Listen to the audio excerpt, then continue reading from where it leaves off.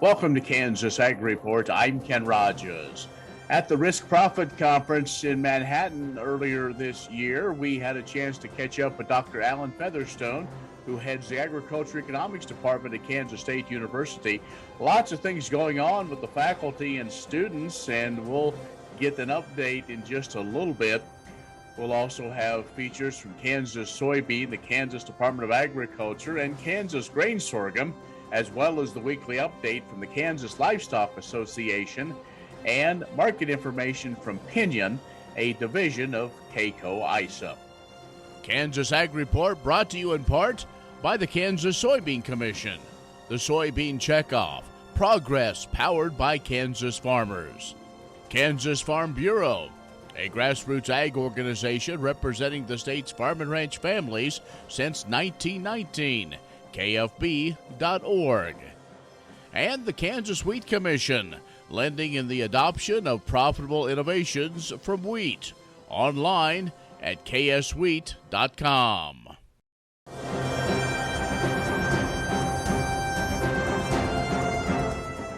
And agricultural news from agview.net. USDA has released their monthly cattle and feed report and quarterly hog and pig report. U.S. inventory of all hogs and pigs as of September 1st, 75.4 million head. Now that's down 4% from 2020, but up 1% from the June report. Breeding inventory at 6.19 million head. That down 2% from last year and down slightly from the previous quarter. Market hog inventory, 69.2 million head, down 4% from last year, but up 1% from last quarter. Meanwhile, the monthly cattle and feed report shows that cattle and calves on feed in the slaughter market in the feedlots in the U.S. with capacity of 1,000 or more head total 11.2 million head as of September 1. That inventory 1% below of 2020 number. This is the second highest September 1st inventory since the series began in 1996. Placements in the feedlots during August, 2.1 million head. That's 2% above 2020. Well, U.S. restaurants feeling supply chain issues for their food products are also contending with issues around upgrading kitchen equipment. The publication Restaurant Business reports it can sometimes take months to get equipment to the door thanks to a backlog of imports that has left 24 or more container ships waiting outside U.S. ports. Industry experts say supply chain challenges could be expected to persist until at least January of 2023 or longer. The supply chain issues caused by the COVID-19 pandemic stem from labor issues, including a lack of truck drivers and manufacturers struggling to bring workers back. The lack of truck drivers create backlogs of shipments at U.S. ports as container ships are forced to wait longer to unload. The challenge for restaurant operators comes as they're dealing with their own issues, including labor shortage and trouble getting food supplies in the door. And due to funding from the Beef Checkoff, almost 400 beef nutrition posters being displayed now in school cafeterias all across Kansas. The Kansas Beef Council Nutrition Programming connects with school food service directors throughout the year in professional development conferences and online webinars. As a continued source of science-based information and resources, the Beef Checkoff posters showcase how kids can fuel their fun with beef. Resources like this educate the younger generation on beef's importance as part of a healthy, balanced diet, and that no other protein source offers the same mix of essential nutrients.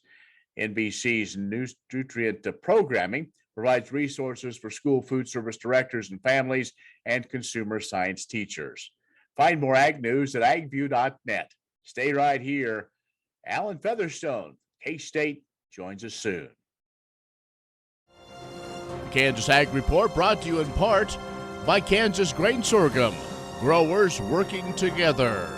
Learn more at ksgrainsorghum.org. Grass and Grain, online or in the mail, keeping Kansas farmers informed for over 60 years. grassandgrain.com. And agview.net, serving the Beef Belt and Western Corn Belt with reliable and relevant agriculture information. agview.net.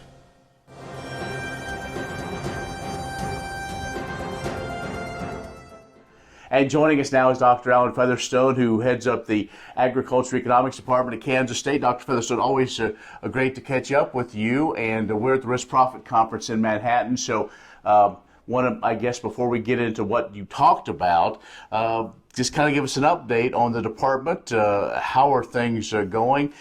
You've got a great faculty that has been very busy. Mm-hmm. Yeah, no, things are going well in the department. One of the probably pieces of good news is that our incoming enrollment in terms of incoming freshmen and transfers is up 15 from last year, and we're up the previous year, so we've had 2 years of increased enrollment, and so we're certainly pleased to have that. One of the other aspects is the market is extremely strong for agricultural economics, agribusiness graduates, in terms of we're still running about 98% of employment or professional school within 3 months, 4 months of graduation, and so strong demand for students that have completed the degree. From a research perspective, in terms of one of our faculty members just was named to have published the outstanding article in one of the professional journals.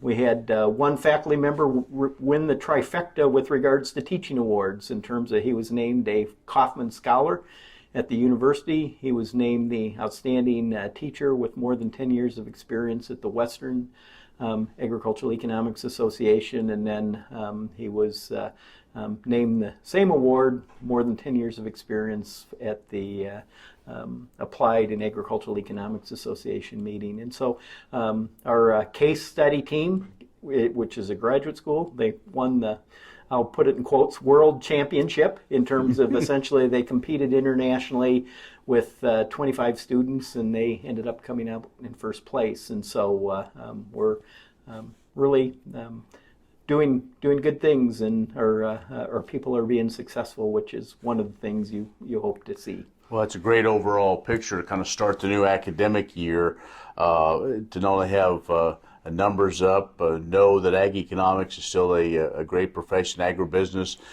to go into, and to have award-winning faculty. I mean, as a parent, as a supporter of K-State, you probably can't ask for anything better. No, I would think not. And probably the other thing is that they do have, believe it or not, world rankings of ag econ departments, and we're right at 1920 worldwide. And so we're also proud of that, in terms of, I sometimes say this tongue-in-cheek, but given some of the struggles that the athletic teams had last year, if you wanted to cheer for a ranked program, cheer for ag econ, ag business. Hey, ag econ to be in the top 20 is not bad. Dr. Alan Featherstone, who heads up the Ag Economics Department at the Kansas State, is joining us. We're going to take a break and talk about his presentation he made at the Risk Profit Conference in just a moment. The Kansas Wheat Innovation Center in Manhattan is rediscovering ways to get improved varieties and new genetics in the hands of farmers faster. Grower-led and checkoff-funded research initiatives are bringing about positive change. This grassroots leadership provides a strong voice in Topeka and Washington, D.C. Now is the time to partner with Kansas Wheat in moving wheat forward. Kansas Wheat Commission and Kansas Association of Wheat Growers. Farmers investing in their future and yours. Log on to rediscoverwheat.org. What if U.S. soybean meal were more than a commodity? If seed companies and the soybean checkoff built a better variety? That future is here. The time is now. To meet end-user demands, the soybean checkoff is investing in the compositional quality of soybeans, including meal. A message from the Kansas Soybean Commission, the soybean checkoff. Progress powered by Kansas farmers. Next time you see a beautiful field of corn, reach out and thank the farmers who work tirelessly to raise corn for livestock feed, renewable fuels, and exports to feed a growing world population. The farmers on the Kansas Corn Commission work for Kansas Corn with grower-funded checkoff dollars that support foreign and domestic market development, research, promotion, and education to expand opportunities for Kansas farmers. To learn more, visit kscorn.com. Many seed companies claim to offer the latest genetics, But how many have tested those genetics in soils just like yours? The Oldie Seed Know to Grow research program has fully tested the latest seed genetics in soils that are right in your neighborhood. The Oldie Seed Know to Grow program can recommend the best performing hybrids from technologies like Enlist, Extend, and Liberty Link that will optimize the yield and profit of every acre on your farm. Contact Oldie Seed today. Kansas Ag Report brought to you in part by the Kansas Livestock Association, supporting members' business interests and meeting consumer demands. KLA.org. Oldie Seed Farms, carrying soil-specific seed. Find them on the web at oldieseed.com. That's OHLDE seed.com. And Kansas Corn, building the future at kansascorn.com.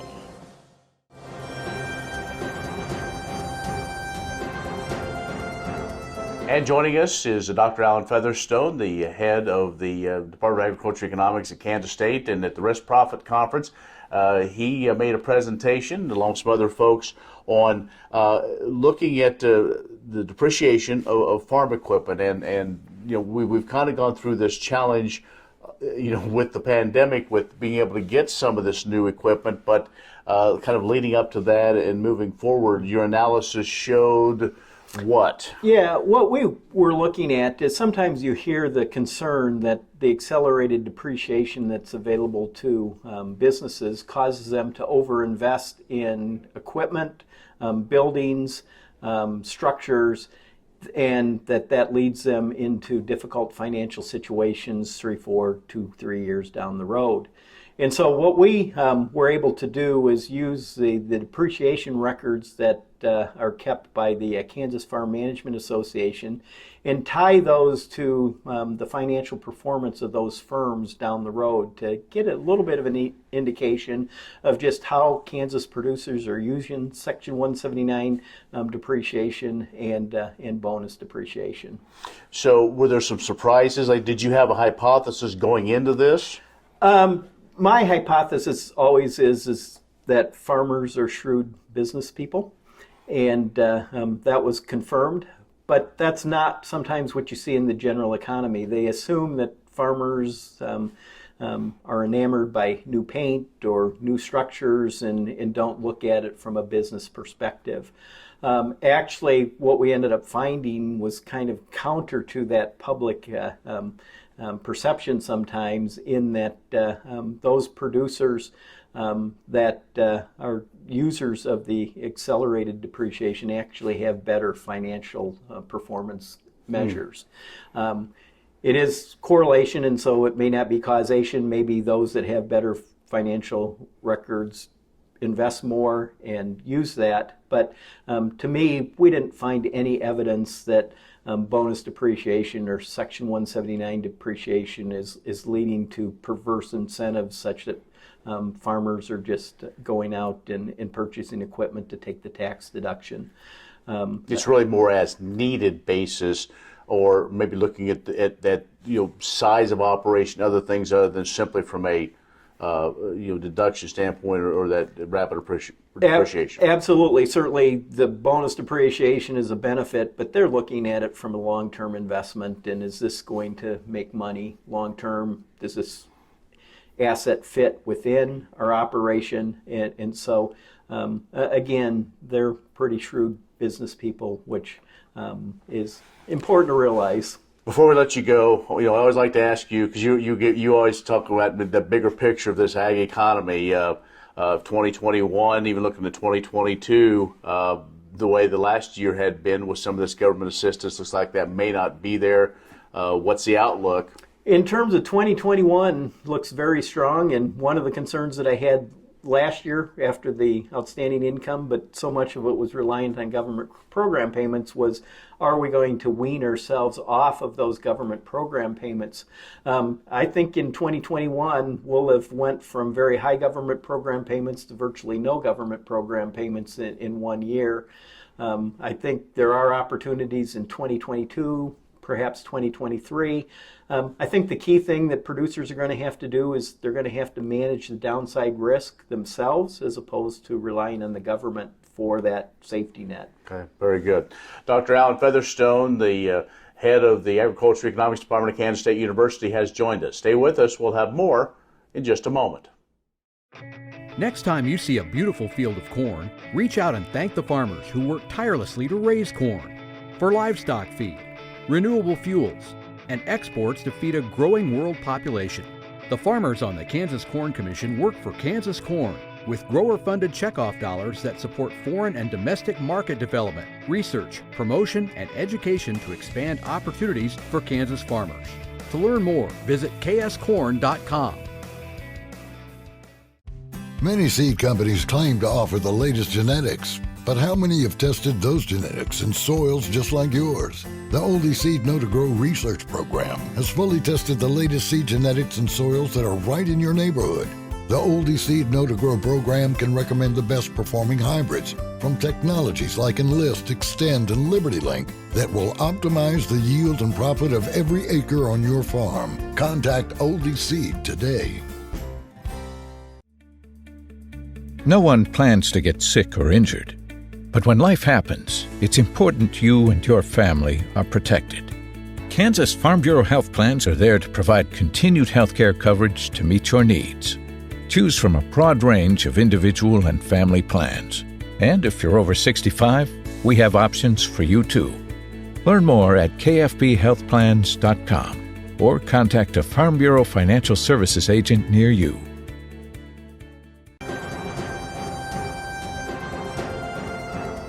U.S. pork exports offer a return to U.S. farmers by way of added value to the price per bushel. For soybeans, that contribution reached $1.06 in 2020. The opportunity for such a return is a major reason the Soybean Checkoff invests in market development and partners with the U.S. Meat Export Federation to do so. USMEF brings together the soybean, corn, pork, and beef checkoffs to conduct important international work that ultimately benefits U.S. agriculture as a whole. Following an independent study on 2020 export numbers, USMEF shared a press release detailing how red meat exports benefit crop commodities. Pork exports accounted for $927 million in market value to the soybean industry by feed use alone, with a total consumption of 2.45 million tons of soybean meal. In other international market news, Commission Chairman Bob Hazelwood attended a global trade exchange event in St. Louis. He noted that an opportunity for increased soybean meal use in China has emerged following changes in swine feeding and biosecurity practices in the country. Overseas markets for soy-fed animal agriculture and soybean components directly continue to be a key investment of the checkoff, and the returns are clear. What if sustainability were synonymous with U.S. soy? If energy efficiency, water quality, and soil health help define U.S. soy's value, that future is here, the time is now. To meet end-user demands, the Soybean Checkoff is committing to sustainability that's achievable, worthwhile, and enduring. A message from the Kansas Soybean Commission, the Soybean Checkoff, progress powered by Kansas farmers. Premier Farm and Home has what you need to make your lawn the best in the neighborhood. Hi, I'm Ken. We choose Premier Farm and Home for the professional look that we do ourselves. Feel free to stop in. You can also visit our website at heycow.com. Last year, the Kansas Department of Agriculture began a new program to help us shine a spotlight on those in the agriculture community who go above and beyond to serve others in the industry, and we call it Kansas Ag Heroes. Just like last year, we received some wonderful nominations, and we selected several standouts and recognized them during the Ag Growth Summit on August 26th. Those selected for special honors included Jacob Thomas, a third-generation farmer who provides wholesome local food to those in need. He is a vendor at local farmers markets, operates a farm store, and provides numerous donations to the Food Box program. Alice Minette of Wichita is the statewide ag reporter for Gannett and the Hutchison News. She's increased the exposure of agriculture news in Kansas, providing coverage of current ag events and interesting, thoughtful ag features. Greg Mick is owner-operator of a large fifth-generation farm in Osborne, where he employs no-till and minimum tillage farming practices to sustain his land for future generations, along with significant volunteer efforts in the community. Jamie Needham of Pomona has served as the Overbrook Farmers Market Manager since 2019 and helped it grow from 7 to 30 vendors, and she coordinates special events for the market vendors and community. Reverend Doreen Rice of Junction City leads the Church of the Covenant in serving the neighborhood with home-cooked meals handed out to those in need free of charge. You can see more about the 2021 Kansas Ag Heroes, including other nominees, and the recording of the recognition presentation on our website at agriculture.ks.gov/summit. KDA appreciates all those who submitted nominations, and we are especially thankful for these Kansas Ag Heroes and the thousands more we know stepped up to serve this year. The Kansas Wheat Innovation Center in Manhattan is rediscovering ways to get improved varieties and new genetics in the hands of farmers faster. Grower-led and checkoff-funded research initiatives are bringing about positive change. This grassroots leadership provides a strong voice in Topeka and Washington, D.C. Now is the time to partner with Kansas Wheat in moving wheat forward. Kansas Wheat Commission and Kansas Association of Wheat Growers. Farmers investing in their future and yours. Log on to rediscoverwheat.org. This Kansas Sorghum Update features the Sorghum Checkoff's partnership with Pheasants Forever and Quail Forever, their new Sorghum for Birds program, and we hear from the Checkoff Sustainability Director, Kira Everhart-Valentin. The Sorghum Checkoff is really excited to see this partnership really rolling out on the ground now. A win-win both for the environment and for wildlife, as well as for our sorghum growers. The way that we're looking at this Sorghum for Birds program is being able to marry technical support and on-the-ground conservation planning with additional access to cost share payments, incentives, and other types of dollars to help growers implement conservation on their fields and along their landscapes in a way that makes sense economically, that really takes into account their bottom line and really is able to bring together those concepts of both profitability and sustainability all together in one. Sorghum for Birds is open to growers in the 15-county region and offers a financial incentive for farmers to enroll with many conservation practices. This program can be stacked with other programs. One of the great things about Pheasants Forever and Quail Forever is they don't operate in their own space. In fact, they're highly integrated into other conservation planning spaces, including NRCS and state-level programs. By partnering with Pheasants Forever and Quail Forever, they can really work with growers to come up with the best equation that fits the farm. For more information about the new Sorghum for Birds program, visit sorghumcheckoff.com. And for Kansas Grain Sorghum, this is Adam York. Grain sorghum is one of the most important cereal crops worldwide, and Kansas leads the nation in its production. Over the years, sorghum has been either exported, used in animal feed domestically, or for other industrial uses. Recently, its use in the ethanol market has seen tremendous growth, with 30% of domestic sorghum typically going to ethanol production. Kansas Grain Sorghum is committed to sorghum research, market development, and education. Learn more at ksgrainsorghum.org. Nebraska, Ohio, Oklahoma, South Dakota, Tennessee, and Texas beef councils partnered to sponsor the 2021 American Culinary Federation National Convention. The event drew nearly 700 professional chefs, students, and culinary instructors from across the country. As part of the Checkoff sponsorship, attendees were greeted at the welcome reception by the Beef It's What's for Dinner station, featuring Baja beef tacos made with grilled Terrace Major. This provided an opportunity for the Beef It's What's for Dinner team, including Kansas Beef Council Director of Marketing Charla Huseman, to engage with chefs and showcase an innovative beef product. Beef It's What's for Dinner also had a presence in the trade show where attendees could interact with staff and pick up materials such as food service cut charts, beef marbling posters, and handouts explaining the beef life cycle. Additionally, pop-up stations featuring samples of Mexican-style beef sausage cornbread muffins, deviled eggs with sliced tri-tip, and buffalo-style beef bites were available between sessions.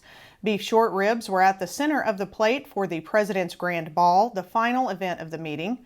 Sponsoring the American Culinary Federation National Convention and distributing beef industry facts has been important, especially in the last few years, as meat alternative groups attend to infiltrate the food service market. Kansas Corn reminds you that E15 fuel is the right choice for every kind of driver. For the car enthusiast, E15 has higher octane. For the thrifty driver, E15 is priced lower than regular unleaded. For the nature lover, E15 provides cleaner air. For the shopper who buys local, E15 has more ethanol from our Kansas corn farms. Choose E15 for a higher octane, lower price, cleaner American fuel. Message from the Kansas Corn Commission. Learn more at kscorn.com. What if sustainability were synonymous with U.S. soy? If energy efficiency, water quality, and soil health help define U.S. soy's value, that future is here, the time is now. To meet end-user demands, the Soybean Checkoff is committing to sustainability that's achievable, worthwhile, and enduring. A message from the Kansas Soybean Commission, the Soybean Checkoff. Progress powered by Kansas farmers. Good morning. I'm Darren Van Vactor with Pinion Risk Management, a division of K-Coe Isom. Everyone's still digesting the ending stocks report dropped on Thursday morning. It's hard to believe it's been a year since we saw the major reductions that sent the market into its highest levels in years, but that's where we are. Once we've wrapped our head around these new numbers, our focus will switch back to export demand and if the Gulf shipping efficiency will be there. Outside of the report, the weather has been pretty cooperative during September and producers have taken advantage. Harvest progress is moving right along with corn and beans outpacing the 5-year average, and on the other side of things, winter wheat plantings and emergence is also ahead of the same time frame.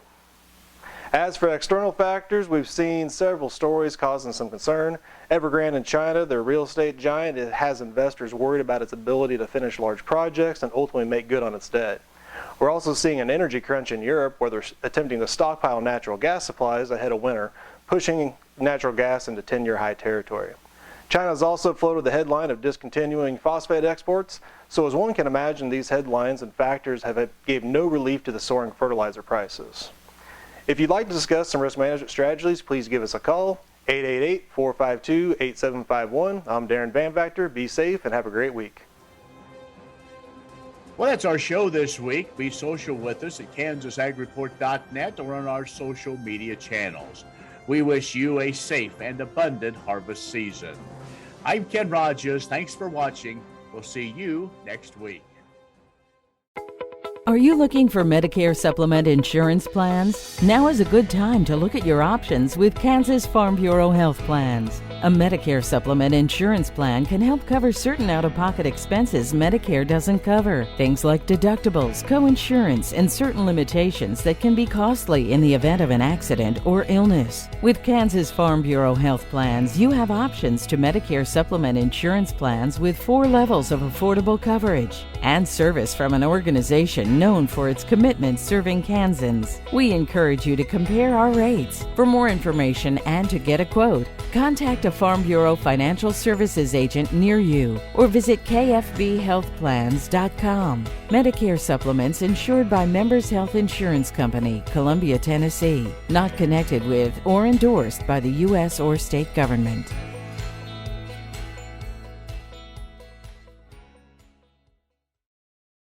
Premier Farm & Home has what you need to make your lawn the best in the neighborhood. Hi, I'm Ken. We choose Premier Farm & Home for the professional look that we do ourselves. Feel free to stop in. You can also visit our website at heycow.com.